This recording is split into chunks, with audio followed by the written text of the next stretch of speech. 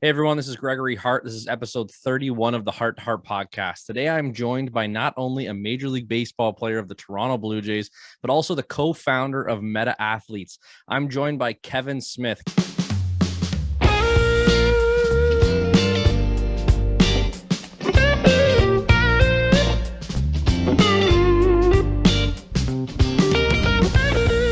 you so much for joining me today. How's everything going?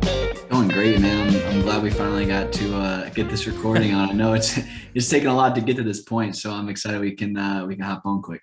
Man, everyone's got their busy lives, and the past couple of years has been anything but ordinary. And from what I've seen from you, you've been very, very busy.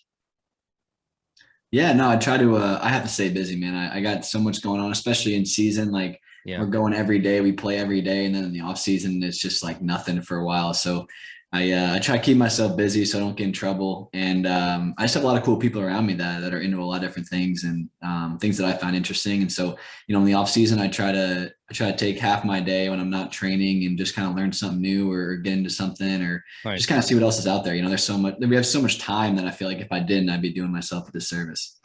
No, I get that all the time. Whenever I have even like 20 minutes to sit down and do nothing, I feel so lazy or that I'm just like Yeah. wasting so much time. But introduce yourself. Can you let us know like where you're from, where you grew up, where you started playing ball, and your family? Just can you introduce yourself, please? Yeah, man. I grew up in upstate New York in Albany. We're about 3 or 4 hours from the border. Toronto, I'm about 6 hours. I'm a little south. I'm a little east in New York. I grew up with two sisters, my mom and my dad. Always playing some sort of sport, always Yeah. going on the move, whether it was football, baseball, basketball, golf. Growing up, just always out and about. We had a lot of kids in my neighborhood, so we were always playing, wiffle ball, running around playing tag on our bikes, doing something outside. And so my whole life was pretty much sports growing up. And then at the end of high school, I got to go to University of Maryland to play baseball in college. And so that's in College Park, Maryland. It's about 20 minutes from DC. Went there for 3 years, won a regional with John Sheff, went to super regionals. And then after 3 years there, I got drafted as a junior to the Blue Jays in 2017. And then I've been a professional baseball player with the Blue Jays for the last 5 years. This will be my sixth. So yeah, last 5 years, that's kind of been my life and what I've kind of geared everything towards. And I couldn't be happier, man. It's been a hell of a ride. It's going to get a lot more fun in the next few years, but that's pretty much my life, man. It's been sports and learning and just trying to do as well as I can in whatever I'm conquering in life. That's awesome, man. And I can totally relate to the playing as a kid with my friends, like road hockey and dodgeball, and like remember building up snowbanks and playing snow soccer, even though none of us like soccer, but just getting Anything, outside and right? doing something all the time was definitely our focus. And for sure, it always ended up being sports. Um, where did the shift happen to baseball? Was baseball always a big thing for you or big thing in your family? Like when did it become, like, obviously as a kid, a lot of kids' dreams are to be a professional athlete, but when did this become like a goal that you set for yourself or a goal that seemed achievable for you? I mean, I don't know if it ever seemed achievable. It's something that I get asked a lot. Like, when did you know you were going to do it, or when did it click in your head that you're going to be a professional baseball player? I don't think it ever really clicked, man. It still doesn't click a lot when you sit down and you're like, this is what I get to do, growing up, my dad was a huge golfer. And so Yeah. when I was like 4 years old, I mean, when I was like 2 or 3, I was swinging a golf club just in my backyard. And then when I was like 4 years old, I just go to some tournaments. I loved playing golf. I would ask my dad to go to tournaments all the time. And so he'd sign me up for a few. And I actually ended up winning. I have to get this right. I think I was a 6 and under New York State golf championship when I was 4. And so I would go to these events, and I was only 4 years old, man. So I would go with my dad, and he would line me up, and he'd go left, right. He'd stand behind me, and then he'd like, all right, just swing. And I just had a knack for like hitting the ball. So I would just hit it straighter than everybody. Like my dad would line me up and I could just hit it. And I was like really good. And so I went to nationals, I remember, and I played against Tiger Woods' niece, who Shanae Woods now, and she Wow. kicked my ass, absolutely kicked my ass. And so I remember I was on my home. I think it was like the first day. I don't remember how the tournaments were set up, but I played against her. No one knew. I mean, I didn't know who she was, right? My dad like knew of Tiger, so he thought it was pretty cool. Yeah. But he was just like, you cried the whole way home. You never wanted to play golf again. So I didn't play golf for a little while after that.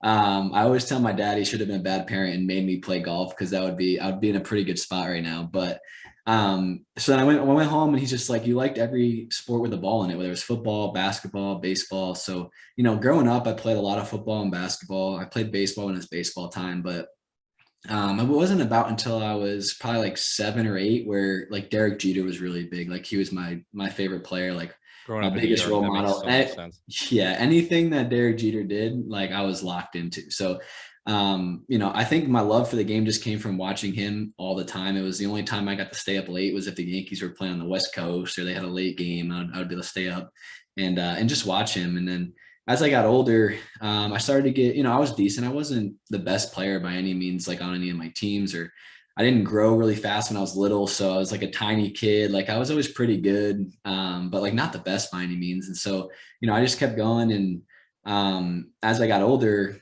basketball really wasn't going to pan out. I was like 5'7" or 5'8" in high school. Like I was a decent point guard, but I wasn't getting looks from any big colleges.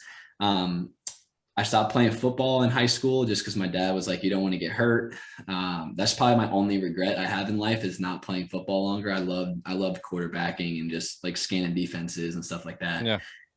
So I stopped playing basketball or football so I wouldn't get hurt. So then it was just baseball, golf, and basketball. And then as I kept playing, a lot of my friends played baseball, like my whole friend group, they were all baseball players. And, we watched the Yankees. We were 2 hours from Boston, 2 hours from New York, like huge rivalry. So baseball was always like center of what we were doing. So through high school, it was leaning more towards baseball. I started putting more time to it. All my buddies played baseball. So we would either, go in the backyard, go to the local high school. We would just play all the time.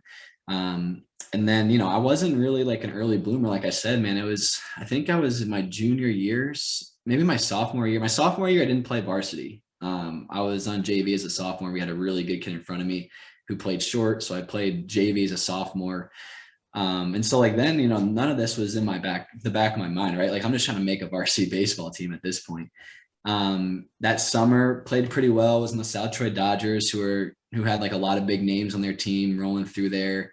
Jeff Hoffman, who was pitching for the Rockies for a while, Cogswell, who went to Virginia. Like we had a lot of big names, Tommy Canley, who pitches for the Yankees. So we had a lot of big names roll through there. I was on the team. I was lucky enough just to be around a lot of good players, a lot of guys who wanted to work. And so, my sophomore, junior year, I started to get a little bit of attention from these colleges. And I was like, man, maybe this is something I could do. Like I might be able to go play D1 somewhere. And so I started, paying a lot more attention to it. I only played baseball for a year, kind of set my sights on it. Went to a camp at Maryland. Luckily, the head coach wasn't even supposed to be there, John Sheff. He had like a flight delayed or there was some weather going on or something. So he didn't get out. Anyway, he came to the camp and he saw me. And he ended up offering me on the spot after the camp. And then I went to, the funny part is that the Maryland camp was like my warm up. So like Wake Forest was the school I wanted to go to. Like Stanford and Wake Forest were like my two schools I wanted to go to. I knew they had good academics, like they were really good in baseball. They were super long shots. I wasn't even on any recruiting program, nothing. Like, so they're super long shots. But anyway, I went to Maryland to prep for the Wake Forest camp because I never been to a camp. I wasn't a big recruit. I didn't know how it worked. So I ended up going to the Maryland camp as a warm up, loved it, got offered on the spot, drove straight to Wake Forest because that was the camp I really wanted to go to. Ended up killing that camp too, got offered by Wake, but just didn't like it as much as Maryland. Like something about Maryland just kind of stuck with me. I was like, it feels right. And so I ended up committing to Maryland in the Wake Forest parking lot after Wake Forest, my dream school, ended up offering me a scholarship.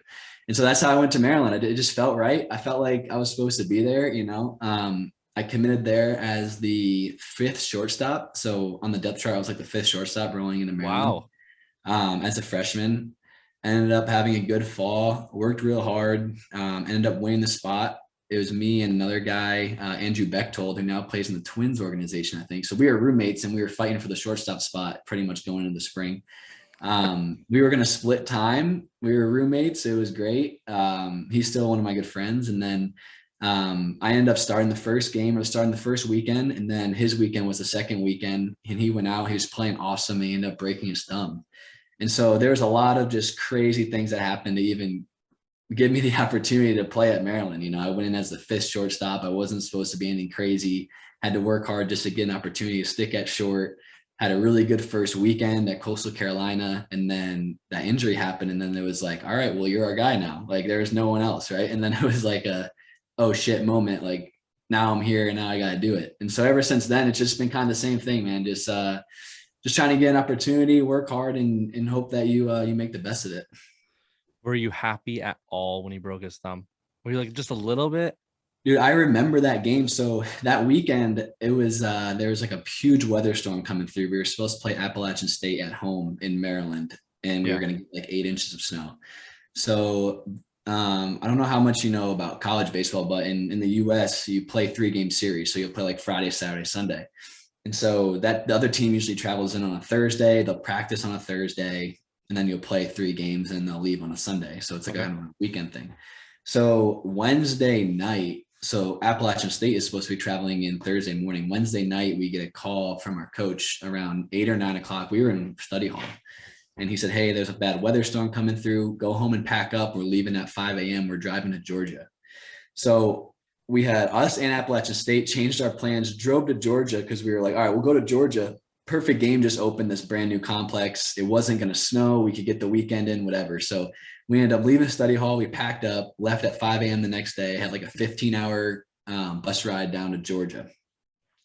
Got to Georgia Friday morning, the snow killed it. It was like 5 inches of snow down there. It hit like all up the East Coast. So we ended up driving down for no reason. Friday got canceled. They plowed the fields. So that game was on the Saturday. So we were sitting there. It was like 30 degrees. We didn't even take BP. We hit like in a cage somewhere indoors, like a mile away. Drove to this field on Saturday to play. And that was the game. So it was like 30 degrees out. It was like 4 o'clock. I was sitting on the bench, no warm-ups, nothing. It's like we're like, all right, well, we're not playing weather. any. Yeah, let's just stay warm, right? And so that happened like the third inning of that game. So when that happened, I had to go pretty much cold turkey into the game as a freshman. Like we were 3-0 or 4-0, something like that. It was a huge game.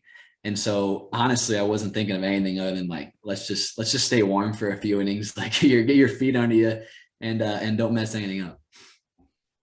That's intimidating, especially when you're going in, you're just like, there's a lot going through your mind at that point. And not only you don't want to screw up, but you're not going in with a proper BP. You're not going in with a proper stretch or warm up, or it's cold. Like you're coming off the bench cold. Now, Right. now going through that process, going from there, like when you got out of that, out of Maryland, when did the Jays come in? You said you got drafted by the Jays. How does that all start? Like, how do you get put into the draft as an actual candidate? Just by playing for one of those schools? Yeah. So every baseball player, your senior year of high school, you get put into the draft pool. Anyone can get drafted. You don't have to like sign up, or there's not many rules. It's just eligibility based on like your year in school. So like after your senior year, you're eligible for the draft. Once that goes by, you can go to junior college, and then you're eligible after every year of junior college. If you go to like a D1 school or a 4-year college, you have to wait 3 years. So when I went to Maryland, I had to wait until after my junior year to get drafted. And so pretty much just after your junior year, your junior year and your senior year summers, you're automatically put into the draft pool. So anyone across the whole country can get drafted. And so really it's just like a scouting thing as you're playing in college, certain big games, or if people hear about you, they'll send scouts out. Or if we were playing like a big time, when we were at Virginia in the regionals or the super regionals, or we went to UCLA for the regionals, like there's scouts there all the time. Then just depending on how you're playing, what your stats are, how they project you, at the next level, you'll have different variety of what scouts come, how many scouts, what teams come. And then your junior year, so the year that you're eligible for drafts in the fall. So before your junior year, there's actually like a period where they'll actually come and like hold a meeting with you. And so you'll go into a room with like the scouts or anybody in the front office, just ask you questions, get to know you, like just wondering how you are as a person, as a player, what your mindset is, stuff like that. Teams will like come and you'll have meetings with them and just kind of talk things over for 15, 30 minutes. So that's just all dependent on who they like, who they want to talk to, where you are on their board, stuff like that. And then, I mean, I was never high, I wasn't high enough to do this, but I know there's like draft workouts as well. So like your junior year after the season, before the draft, there'll be like workouts at certain ballparks or certain stadiums, or some teams will do it only them. And you'll kind of go and get introduced to the staff, hit BP or ground balls, whatever it is, just to get more eyes on you too. So it's a really drawn out process. There's a lot that goes on. But then, you know, obviously people only see the day of the draft and they just think it's out of nothing and they're just kind of out of thin air picking players. But there's actually a lot going on in the last like 2-3 years before you get drafted. And for high school kids, it's even earlier, you know, like your sophomore year of high school, you have scouts looking at you. Junior year, maybe in the summer when you're playing summer ball. So there's a lot that goes into it. Is it more of like an all-star that gets drafted at a high school? Like, do you hear a lot of like, I don't know, second string or backup positions getting drafted straight from high school? No, because it kind of depends, right? Like there's a lot of, if you're going to a really good college and you're like a really good player, it's going to take a lot to get you to go out of high school because you're going to college already, right? So like if you're going to a really good college, like you're excited about going to college, you're excited about kind of the development that you can have there, it's going to take a lot more to sign you. And so in baseball, the top 10 rounds, so anybody drafted in the top 10 rounds, if they don't sign, the team actually loses that money out of their pool of money. So every team every year gets a certain amount of pool of money for their top 10 picks. And if you draft somebody and they say, no, I'm going to go to college, or no, I'm going to go here, you end up losing that money and you can't use it in the draft. So when teams are drafting players, they kind of take into consideration, like, all right, what college are you going to? Like, how dedicated are you to going to college? What's it going to take to make you sign with us instead of go to college? All these things are kind of taken into consideration. And so, you know, that's also a part of it. You usually see like all-star stud high school guys. So like guys that are throwing really hard, guys that are just like really mature already, that kind of grew up quick. They have, you know, big bodies, they project well, they have a lot of power, whether it's at the plate or in the field or pitching wise. And guys that are ultimately paid the most money to kind of forego college because teams want them in their system early so they can kind of develop you how they want. Makes a lot of sense. And it's something that like, obviously I'm born and raised in Canada. It's not as big of a thing in our school system. Like it's not as common to have someone in high school thinking about going into a professional athlete type of career, or even when they go to college, like specifically colleges here, football, you got the CFL, we only have the Jays and we only have the Raptors. So it's not like it's like, and they're not specifically like I think the Raptors and the Jays are 3/4 or more than 3/4 non-Canadian. Like it's not like they're pulling the same way as you guys. I think that your best option is definitely going to a US top tier school like UCLA or some of the better athletic schools that try and push athletes like that. Right. But it's definitely something that we don't see as much or get told as much or talked about as much in high school. Like I remember being in grade 11 before my high school even had a baseball team. And then I finally got to play school ball instead of just travel ball outside of school. So that was kind of cool. But so at this point, you get drafted into the major leagues. You get picked up by Toronto.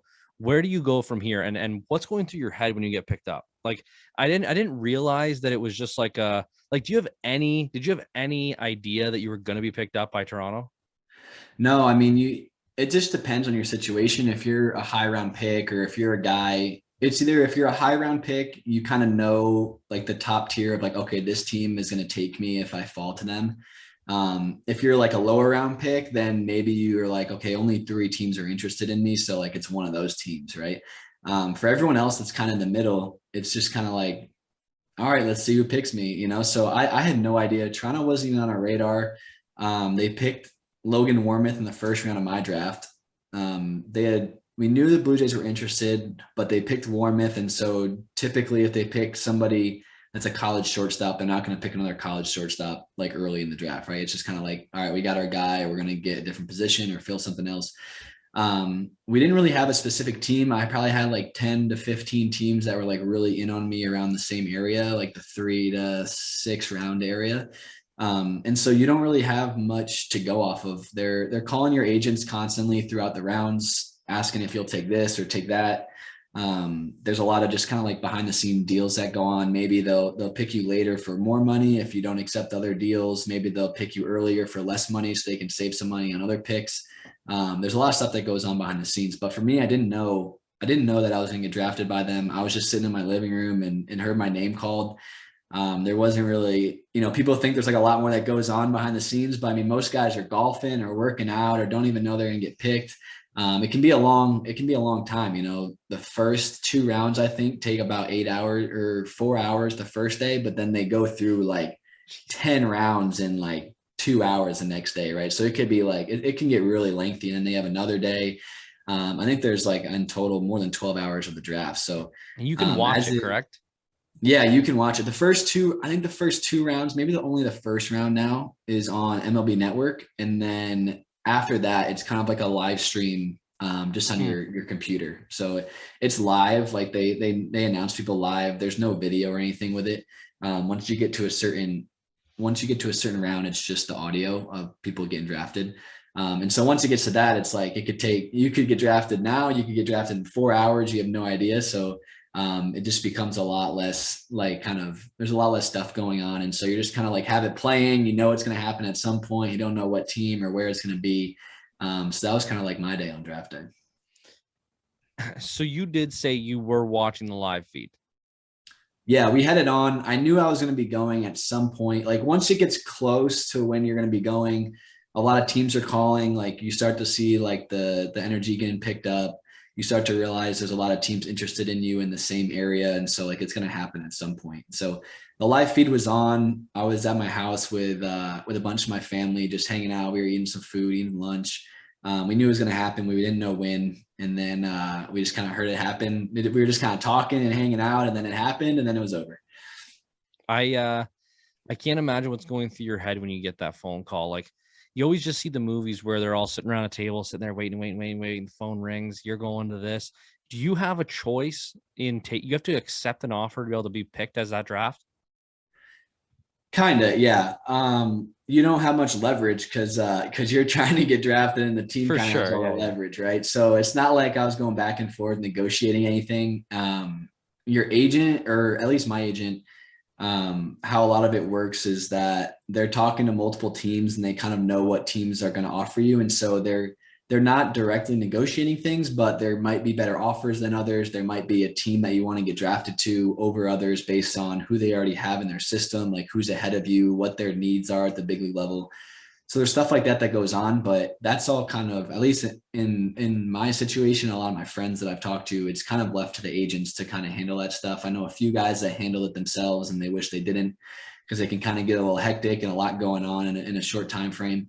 But yeah, you don't have much say. You can kind of pick and choose. Like I said, if they draft you and you don't go, they lose that money.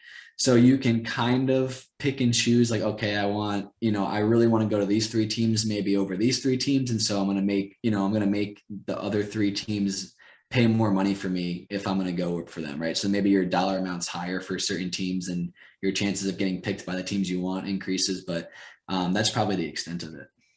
I understand this is probably, maybe it's just a stupid question, but obviously you're going to be happy to be drafted by anyone, but were you happy to be going to the only Canadian team?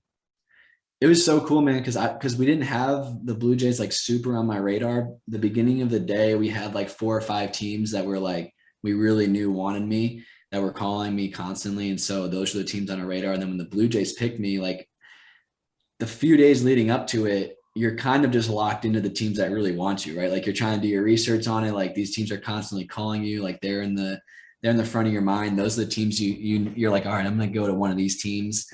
And then, the Blue Jays picked me, and they weren't really somebody that was super on my radar. Like I knew they liked me, but we didn't think that they were going to pick me high enough to take me, especially after they took Logan, 2 or 3 rounds before me. And so when I got picked by them, it was awesome because I grew up a Yankees and Red Sox fan. So I always watched the Blue Jays. Yeah, like I watched true. games there all the time. Right. And so, I knew they had a dome. I knew they were the only team in Canada. And instantly when I got drafted, there was so much love, and just like on Twitter and Instagram, and everything blew up. And it was just so cool because there was so much like I didn't know about it. Like, that they're the only Canadian team, but then when you get drafted there and you start to think about it, like that whole country has one team, but you don't really know it until you start to feel the love. And You see the Rogers Center and the dome that's there and how the hotels, in the background, and you start researching the city and how everyone that goes to Toronto just thinks it's the best thing in the world. So there's a lot of things. When I originally got drafted, I was like, this is going to be cool. Like, I love the colors. I love the logo. I love that I was in a different country. It's just so different than everyone else's experiences, right? Like, you get to go to you play in a dome. You're in Canada. You're in a cool city in Toronto. All those things, like, once I got drafted, that hit me. I think it's one of the coolest teams to be drafted to.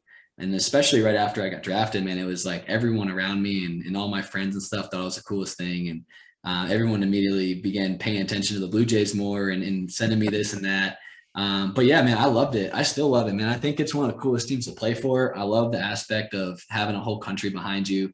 The whole city and just the whole country, like, only having one baseball team, I think is super cool. I mean, Montreal, you used to have Montreal years ago. They aren't there anymore. And now it's just like, you can feel it. You can feel how the whole country is kind of behind one team. Same thing, with the Raptors when the Supersonics left. I just think that's a cool thing that not a lot of people get to experience. I remember seeing your first hit.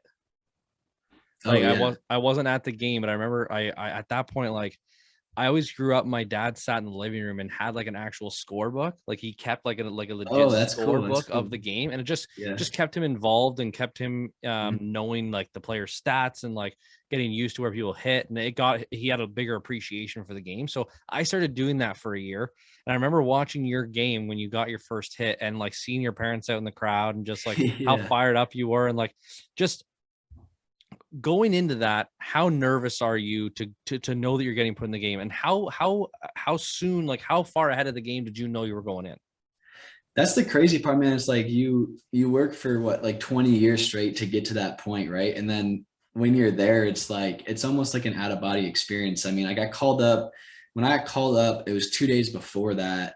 I was in Syracuse in AAA. I was supposed to play first base. I was playing all these different positions, just ready. I was kind of like the next man up, just depending on when they need me or what was going to happen, right? So I was playing all these positions I never played before. I was supposed to play first base for the first time that, I think it was that Tuesday night in Syracuse. It rained. We didn't take BP, so I couldn't practice at first. They're like, "Are you still good to play there?" I was like, "Yeah, let's just do it. Let's just go for it." And it didn't stop raining. We got rained out. I was under the stadium, like, doing first base drills on like concrete, because we had to like get these drills in, because we really didn't know what was going to happen, right? Like, we knew it was going to come at some point soon. I had to get this work, and I never played first. So I was down there with like Tyler White and Nash Knight, just doing these drills in case I had to play the next day early. I wasn't gonna be able to practice. So just like a bunch of little things at first. We got the call that I got a call from my manager as I was leaving, just saying like, "Hey, keep your phone on you. Like, we don't know what's going to happen." We had the whole night, so they were just kind of telling everybody to keep their phones on them, because COVID and everything that was going on. We had a bunch of injuries. Like, you kind of have to be alert just in case something happens. The big leagues were still playing that night, so if something happened or someone got hurt, you got to kind of be on watch so that you can get your stuff and get out of there as quick as you can. So we went to dinner. We went back to the hotel. Nothing happened. It was probably 11:30 at night.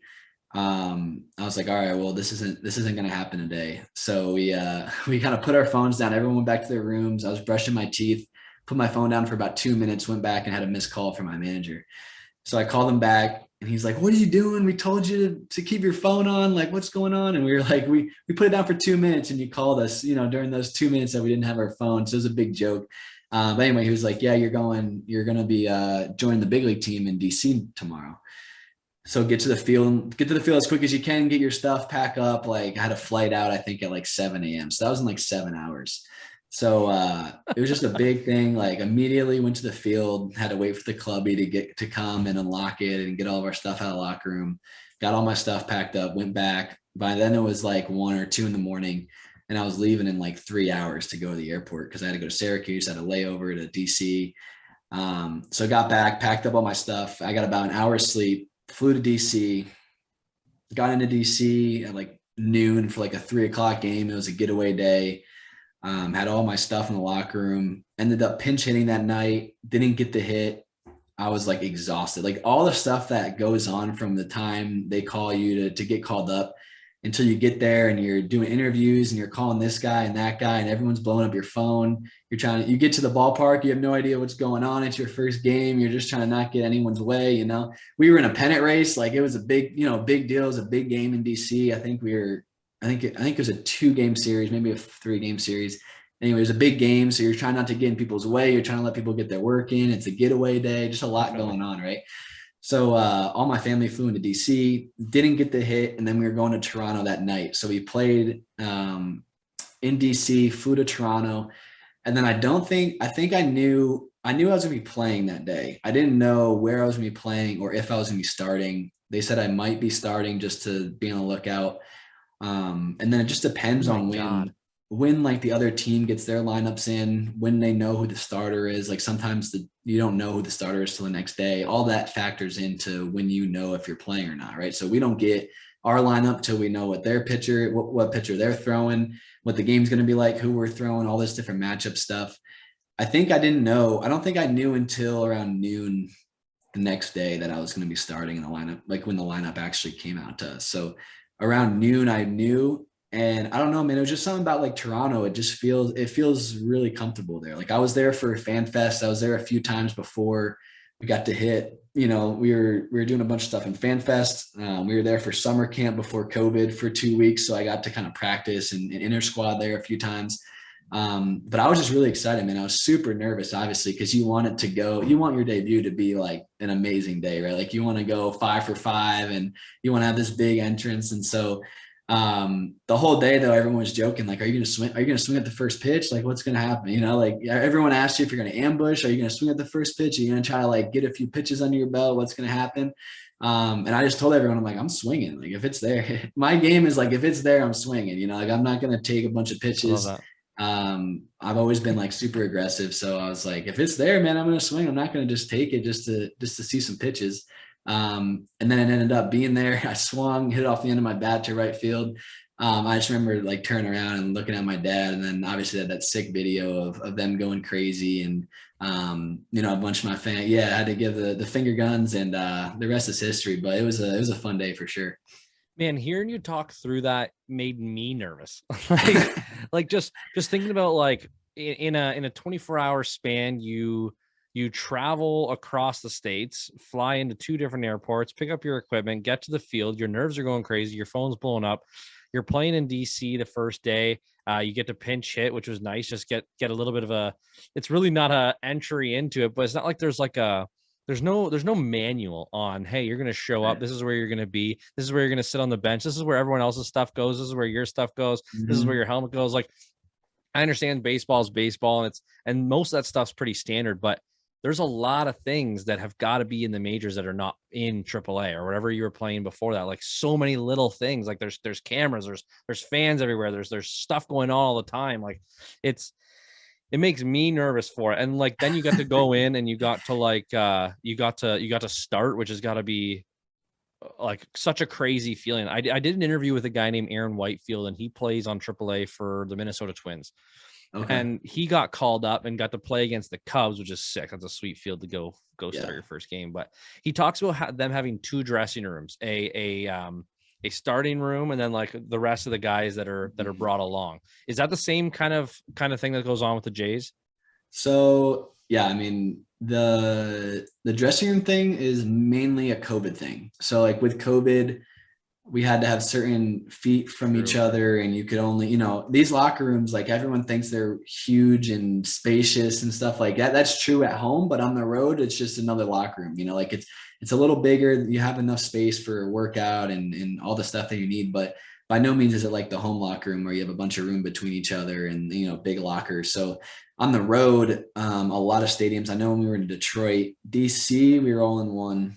It just depends on how big it is and how many people it can hold with the CDC guidelines and with COVID stuff. But I know this year that's true for a lot of places that you go to. It's just mainly you can't all fit in one locker room because you have to be 6 feet and you have to have all these, requirements. So there would actually be 2 locker rooms. So I'm assuming that's what it is. I know if he was at Wrigley Field, that's really small. So I'm sure that's kind of why they had to have 2 locker rooms. But yeah, like you said, man, there's just so much stuff that goes on that you don't encounter in AAA, right? Just getting on like the team plane, like where you sit, how dinner's served, like how all that stuff works, going through customs, getting your work permit, like all that stuff that you don't have to deal with in AAA. You're in the big league, so you're already nervous. And on top of that, you have all this extra stuff that you have to do either pregame, right before the game. How all the introductions happen and everything is completely different. When you hit, like how all pregame as far as like BP and when you work out, where you work out, who you're hitting with, all that stuff is just different, right? So you get called up. And I remember telling my dad a bunch of times, I was like, I feel the most comfortable when I'm on the field. Like if I'm on the field, I'm fine. I have my glove. I know where everything's going. It's the same game. Everything else is just a shit show. Like I don't know what's going on. I just kind of follow the crowd. I don't know where I'm supposed to be. You check the schedule like 8 different times before you go to sleep. All those things are the things that I felt like were the most nerve-wracking when I first got up there, which is all the stuff that was different, right? The game was the same. Once you're on the field, you felt normal. You felt like you were playing a game. As bigger stadiums and all that stuff, more people watching. But at the end of the day, you can handle on the field. It's just all the other stuff that you just haven't experienced before, And there's no class, like you said. Until you get to the big leagues, they don't really like teach you any of this stuff, right? Like it's not like your whole life or last 4 years in the minors, they were kind of preparing you for that. It's kind of like until you actually get there and until you need to know that stuff, it's just kind of like a fantasy land where, you'll learn it when you get there. And so that was the stuff for me that was the most nerve wracking. Once I was in the field, that was fine.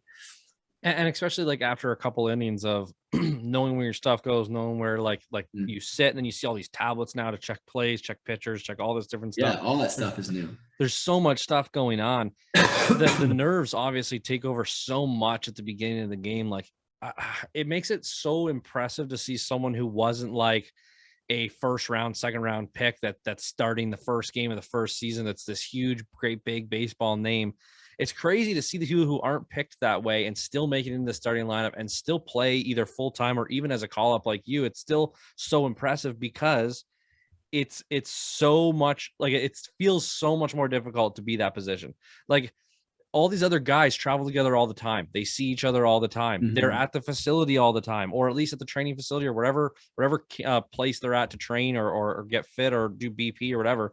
But they see the ins and outs all the time. They're with each other all the time. Like to just get that call, hey, by the way, you're going here. Fly in. You're nervous. You got your gear. You're in a different stadium you've never played before. Teams you've never played before. You don't really know the guys like super well yet because you don't really know them very much. So it's just there's so much more going on in your head that you really got to tune out to be able to play decent. You got a home run against the Detroit Tigers.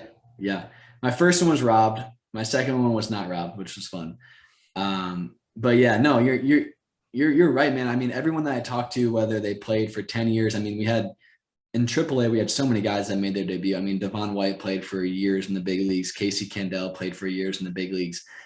We had, I mean, current players like Tyler White and Christian Colon. I mean, we had so many guys, John Axford, like so many guys that had big league time. And so we'd always just talk and pick their brains.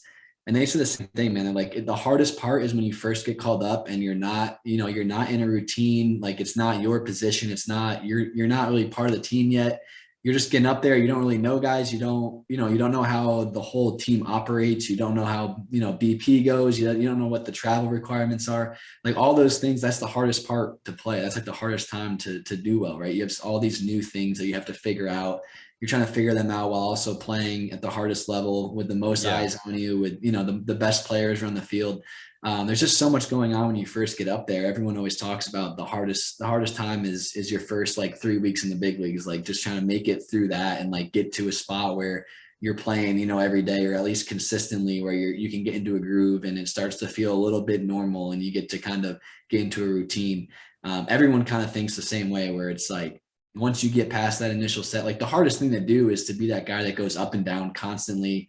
And usually that guy's brought up when it really matters and you're like in big situations and you're not really used to it. And then you go back down and you come back up. Right. So like, that's like the hardest guy to be in the big leagues, not necessarily the guy that plays every single day, you kind of know that you're going to be in the lineup. You can kind Yeah. of get comfortable. So it's mainly just like getting through that first little bit and playing well enough to earn that spot, right? Because at the end of the day, if you don't play well enough when you're just kind of going up and down, then you're not going to get the opportunity to play. So that's kind of what shakes it out, though. Like that, the guys that can do it end up getting the spot and get to feel more comfortable and play better. And that's just the kind of the goal, and that's kind of just the right to be there. Like that's kind of what everyone has to go through. Which if you can't control your nerves enough to be a good ball player when they call you up for a mid-season game, how are you supposed to control your nerves when you're going for a pennant race? Right. They kind of see how you're going to adapt to that stress. Do you have, like, obviously there's a lot of nerves going into a professional sport. Do you have any kind of ritual you do before a game? Do you throw on like certain type of music? Do you do 50 jumping jacks? Do you hum a ball at a wall? Like, what do you do to get yourself fired up for a game? It's tough, man. I don't have like superstitions as far as like if I don't do something, I feel like I can't play. I'm a big routine guy though. So when I find something that's working and you're in a zone, I'll just constantly do the same thing every single day, whether it's my routine in the cage, whether it's whatever I'm doing in the field, whether it's BP wise, whether it's like what time I'm getting ready at. I'll usually, throughout the year, and every year it's different what that is and what that looks like for me. It's generally around the same concept, but some years, you get ready a little sooner, maybe you get ready a little later, maybe, you're thrown on a certain playlist. I try to keep it the same. Once I find what works for me that year, I'll generally keep it the same. But yeah, you're right, man. It's just like it. And that was what was cool when I got called up. I mean, by the time I got called up in August, like we were deep in the pennant race, like we were a couple games back. We were like right in the thick of things. Like playoffs we're going to go to the playoffs, and we were making a run. I mean, when I was up there, we won I think we were like 10-2 or something. One time I was up there just going off. That was when Simeon was hitting the walk-offs. We had Gurriel hitting grand slams. Like the pitching staff was doing well. And that was like in Detroit, like that game when I hit the homer, I think that ended up being the game winning homer. And so, that was a huge win for the guys. We ended up going home and, rattling off, I think 3 or 4 straight against the A's. And then we went to New York and swept New York. So, that was the fun part for me. I mean, I was getting a bunch of people and a bunch of interviews just asking like what that was like. Would you rather come up when it's not as important, or you're out of the pennant race already and it's a lot easier and the bright lights aren't on? But for me, man, that's like what I've done my whole life. It's like those big games. That's what you want to be a part of. That's what you live for, especially when you're just getting up there, man. Like you're going to be nervous regardless, right? Like you might as well have them in big games and like big situations where you can help the team win. Like those are the fun games to be a part of. Like going in the 8th inning in New York when you're trying to sweep the Yankees and you got, DJ, Judge, and Stan coming up, and they put you at third. Like those are the fun times. Like you're going to be nervous. It's going to be crazy anyway. Why don't you just throw more fire, throw more flame in the fire? So for me, that was the fun part, was like, you get to go up and it's not meaningless games. It's not games with 10,000 people there. Like we were going to Toronto and it was sold out, and we were going to New York and the Yankees were a game ahead of us and we ended up sweeping them. Like those are the fun times to kind of be a part of it and to really get the full experience. How did it feel to go to your childhood favorite team and sweep them? It was crazy. I've been to Yankee Stadium so many times. The new Yankee Stadium only a couple times. I went to the old Yankee Stadium a bunch, but then by the time the new one came out, I was in high school and college, and I think I went like once or twice. So just to be there, man, like when you walk out on the field and you're playing there, it feels way different. It does not feel the same when you're there watching it. It's like, yeah, this is pretty cool, and then you walk out and you're like playing there, you're like, this is the same spot. Like this feels a lot different than when I was sitting up in like the 50th row, and in the bleachers and watching guys play. So that was pretty cool, man, especially to go in there and sweep them late in the year. I mean, it didn't get much better than that. The guys were all hyped. Like they're huge games. We were in the pennant race. We were beating them at their best. Like we were beating Garrett Cole. We were beating all their guys. That's when it's really fun, and you get to sit there and you see all these guys that you came up through the ranks with like Bo and Vladdy and Julian Merriweather and Nate and all these guys that you kind of played with for the last 3 years, or at least, came up the ranks with, and they're going out there and showing out. Like it was pretty fun to watch. Yeah, I gotta say, was Bo and Vladdy standout players when you played with them in the minors? Yeah, I mean, I never played on any of their teams in the minors. They were always like one team ahead of me. So like when I was in high A, they were in double A, and when I was in double A, they were in triple A.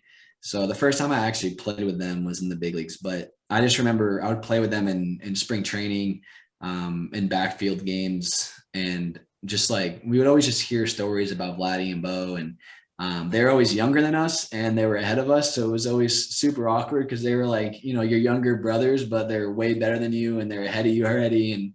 And you're kind of trying to learn things from them. But it's just been crazy to kind of see them mature and kind of the work that they've been putting in and how good they've been their whole career and how many people still kind of doubted that they would do it. And now they're both in the same team, you know, doing it together and just blowing people out of the water. It's been fun to watch. They became the face of the Jays pretty quick. Like everyone took Like, a huge loving to them. Like it honestly brings me back to like the Josh Donaldson era with Batista and mm, Encarnacion, that team that went on the huge playoff race in like 15. It really, this team is starting to feel like that team was. You had like that middle year of rebuilding with players going to different organizations, but Toronto is a fun team to watch play ball, and they have been for gonna come on a decade here shortly, just with such big players and players that just seem to be best friends. And I don't know if that's just like an on the field thing, make the fans be enjoyed, but even sitting on the bench watching them prank each other and do this stuff, like did you get that love out of them when you got pulled up, even just being the guy that's not always on the bench beside them? Did you get that like we're a family feel when you got on that bench? yeah, I mean, I think the team's just full of really good dudes. You know, like everyone wants to win. Everyone has the same attitude when you're up there. But at the end of the day, like there's just a lot of good dudes. Everyone has fun together. There's a lot of guys that just joke around and really just want to have fun. Like they might be really good at baseball, but everyone's young. Like everyone is in it for their same reasons. Like everyone wants to do really well, and everyone wants to just have fun doing it. You know, and I think when you get all the right people like that, when you have a coaching staff that lets you be yourself and you know lets you have that fun and kind of have that that team chemistry.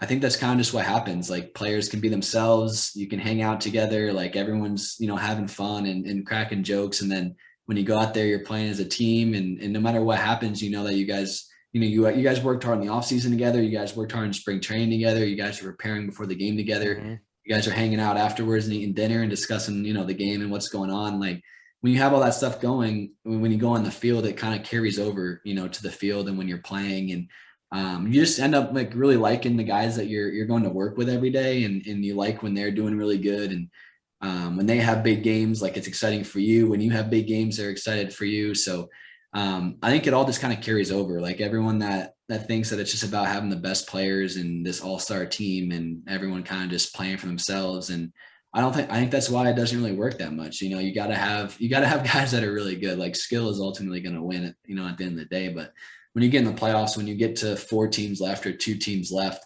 it's going to come down to the guys that love each other and the guys that can kind of play together and root for each other. And ultimately just kind of keep each other in check and make sure that, you know, you're doing everything you can to be as good in the field, because you don't want to let the guy down next to you. And that's kind of when special things happen. Definitely, it's definitely well said, and you can see it on the field. Like when a guy makes a misplay, and all of them are sitting there like, "You got this! Like pick this back up! Like give each other Mhm. some push! Like let's roll! Let's get back into this! It's just one screw up." But where do you sit with the Jays right now? I know that right now, I believe the lockout is still on. So I'm Yeah. assuming that stops you guys from training or practicing or whatever you guys can do. I see you on the active roster. Do you have any idea what's going to come forward this season? No, I mean, like you said, with the lockout, we're not allowed to talk to the team that much. So usually there's communication, you know, not too much in the off season, but just kind of like heads up of like, this is where you're sitting, or this is kind of, you know, your situation going into camp, or like it could go one of 3 ways or 4 ways, or this is kind of how we're looking at it.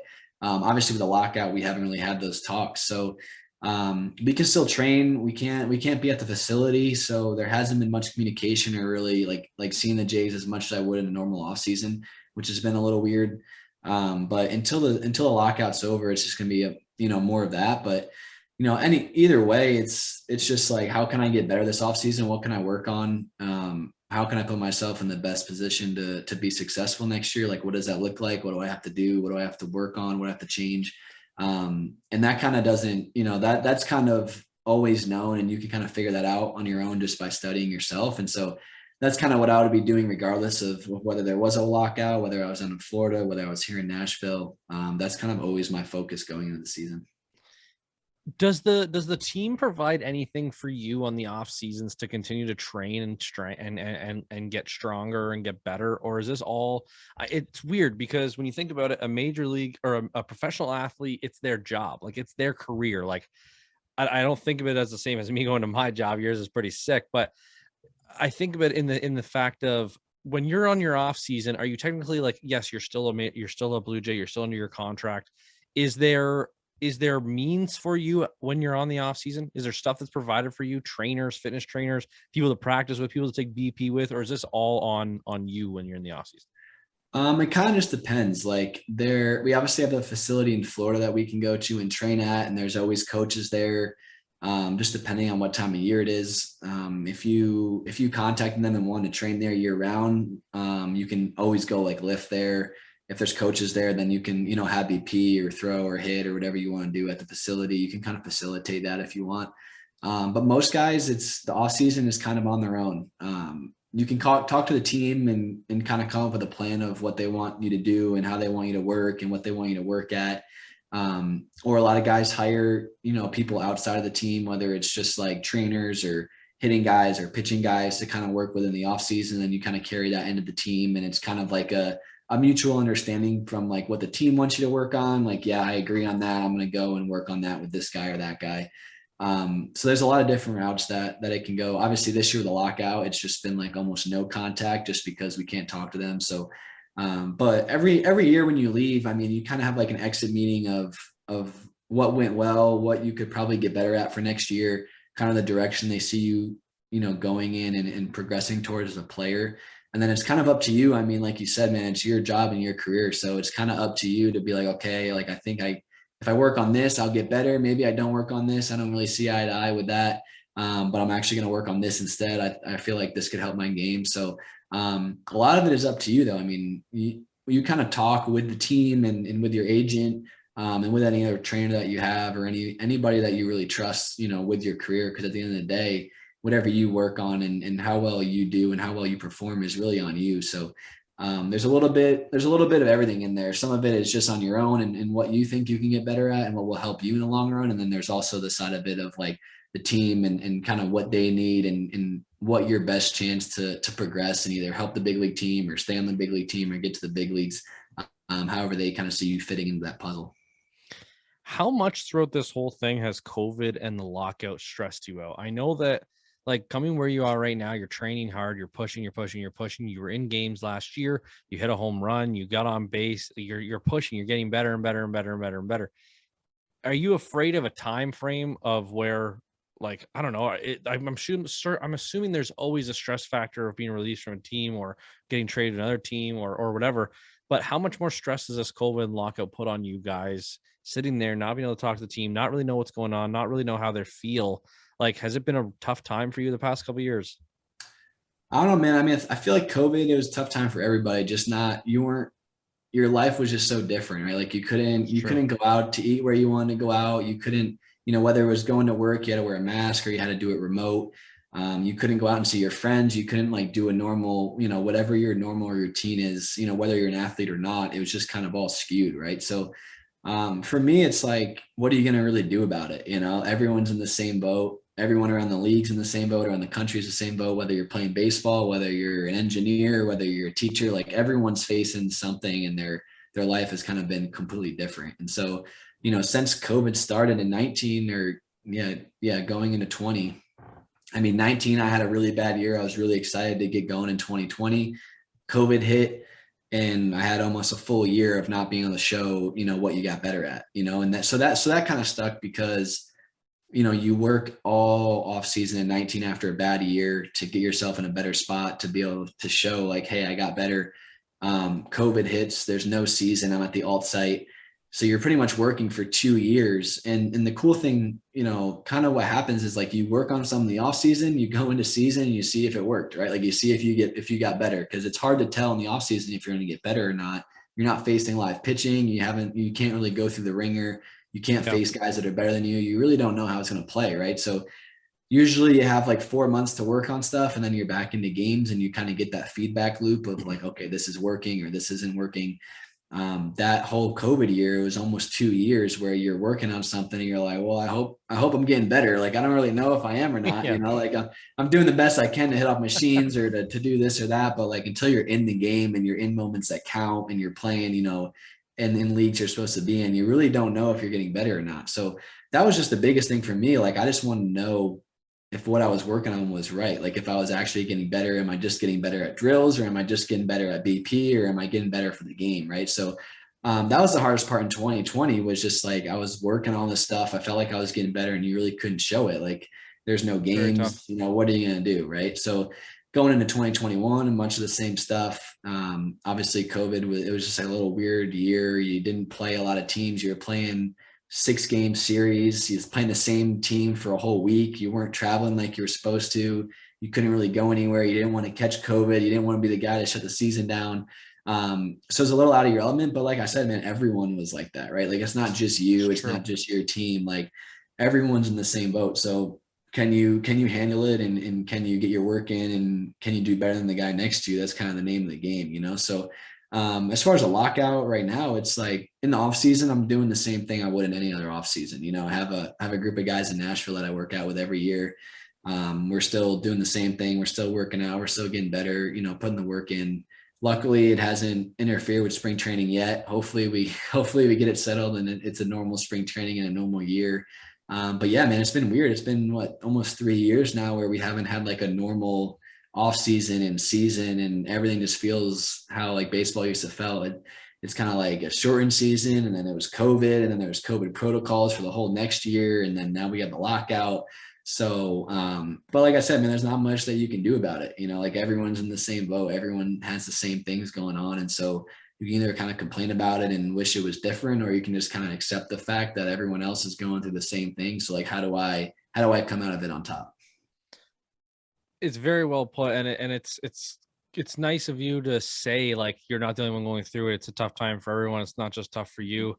And I appreciate you going through all the different aspects of being a call up to the Jays, going with the Jays, traveling with the Jays. It's really cool to hear from me. Like I fanboyed the whole way up to this podcast just because I've always loved baseball so much. I played it competitively growing up. I did the opposite of you. You said like that you like weren't great and then got better. I was really good in like mosquito peewee. I played every position in the fucking infield because I just couldn't sit still. I could Yeah. hit like crazy. I could run fast. I was always good at fielding the ball. As I got older, I couldn't hit a beach ball with an oar. Like I just It's a got worse different and worse game and for worse. sure. And but regardless, it's so cool to hear you talk about it and hear about the ins and outs of the organization and the stuff that goes on behind the scenes. It's super, super cool to hear all those different aspects of it, especially coming from a huge Jays fan. One thing I really wanted to talk about today was the meta athletes. I when I started following you, I messaged. I know it was a little while before you had seen my message. Obviously, you were in the season, and you probably were bombarded when you got called up, and you've Yeah. been playing all these different games. But I was watching the game when you hit your single and you did the guns, and your parents were on TV, and I was watching the game. You were on first base when I sent you that message on Instagram saying like Yeah. I wanted to interview you. Like it was cool to see you play. I'm super excited to have you in Toronto. And then I started going through your whole profile and saw the meta athletes and the NFTs, and I've been so intrigued by the NFTs for so long, and I have no idea what they are. I'm with you, man. I was the same way about a year ago. I had no idea. Um, it's just it's honestly crazy right now, that whole landscape. Like I said, man, I'm like a super curious kid. So whenever I'm not playing, I'm learning something, whether it's NFTs or crypto or investing. I don't do a lot of things. Like, I don't invest in a lot of places. I don't put my money in a lot of places. Yeah. I mainly just learn. Like, I like learning about stuff. Like, what is this? There's millions of dollars going on here. What's going on? Everyone's getting into it, so mainly just learning. And I'm just lucky, I'm lucky that I have a lot of people in my network, whether it's real estate, whether it's investing, whether it's stuff like crypto and NFTs.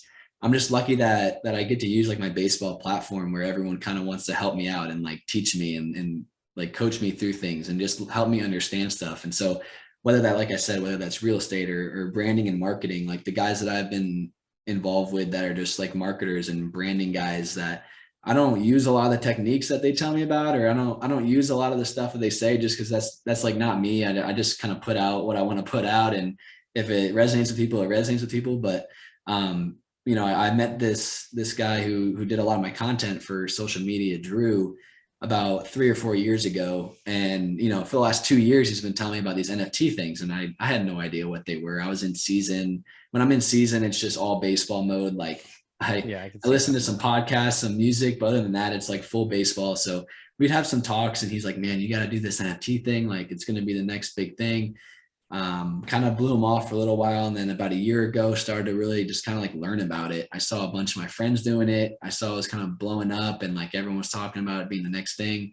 So it took some time just to be like, all right, I guess I'll learn about this stuff and like see what it's about. Right. And so as I started digging, I would just kind of throw in ideas of like how I could use it to like help maybe just like connect with fans, or like give my fans some added value, like do something different or outside the box for, my community, my fans, like my people back home, like charities that I love.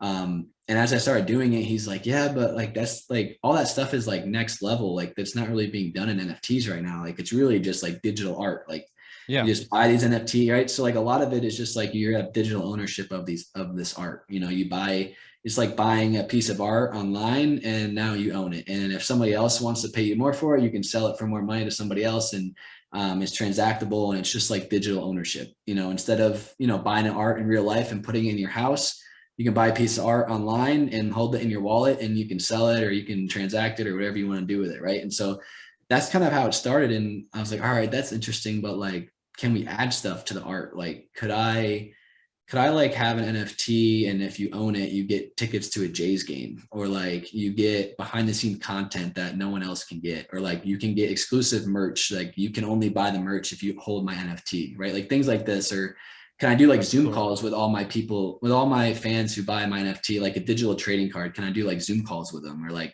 do something, give them tickets, or like give them memorabilia? Like, can I add this stuff to the NFTs? And so we were kind of going down, and he was like, dude, this is awesome. Like, no one's doing that right now. It's just like art. Like, there's no benefits of having these NFTs, right?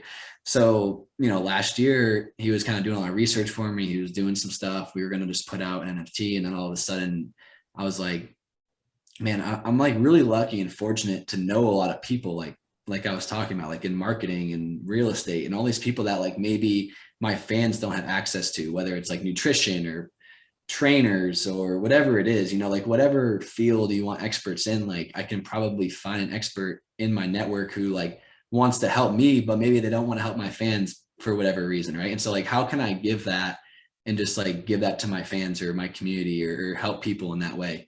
And so we kind of came up with this idea for meta athletes, where you can buy this NFT, and it's not just a piece of digital art, but if you buy the NFT, you're part of this community of all of these thought leaders in all these different areas that, myself and other athlete friends that I'm getting involved with it, that they have in their networks, that now we can give to the community that is in this NFT with us. So if fans or anybody, over social media finds this NFT and wants to be part of the community, they can all of a sudden, have access to, a real estate expert. They can have access to a mental health coach. They can have access to education on NFTs or crypto. Maybe people don't even know what they are yet, right? And they just want to learn, like, where is this going?